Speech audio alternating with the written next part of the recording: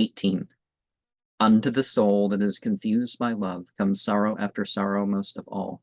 To love whose only friendship is reproof, and overmuch of counsel, whereby love grows stubborn and increases the disease. Love unreproved is a delicious food. Reproved is feeding on one's own heart blood. And we have an illustration, a woman holding up a lamp, almost like the pose of mourning,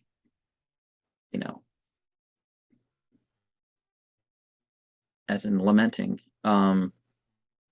But she's careful to hold her sleeves from one side to the other for some reason. But yeah, there's light going out from wherever, and there's a niche, and I don't know, is this supposed to be her room? We continue home.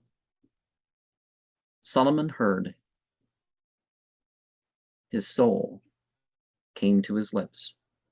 Reproaches struck not Absal out of him, but drove confusion in. Bitter became the drinking of the sweet draught of delight, and waned the splendor of his moon of beauty.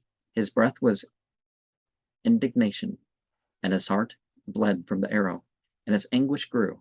How bear it, able to endure one wound? From wound on wound, no remedy but flight. Day after day, design upon design, he turned the matter over in his heart, and after all, no remedy but flight. Resolved on that, he victualled and equipped a camel, and one night he let it forth, and mounted he and Absal at his side, fair Salaman and Absal the fair, together on one camel side by side, twin colonels in a single almond packet. And true love murmurs not, however small his chamber, nay, the straightest best of all.